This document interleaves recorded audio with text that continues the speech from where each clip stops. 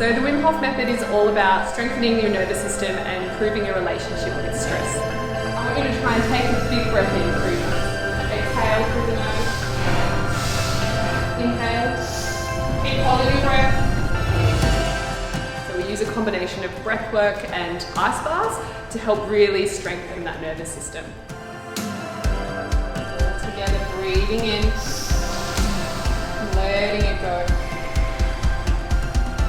Deeply in, letting it go. It's certainly the best natural high I've ever felt in my life. And when the sound therapy started, I felt like I could have laid here all day. So when you get in, your breath's going to be taken away. So what we're trying to achieve is we're trying to teach our body how to recover from that stress. So we go back to that deep diaphragmatic breathing as a way to calm ourselves down. We're built to be able to handle these stresses, but we just choose the comfort.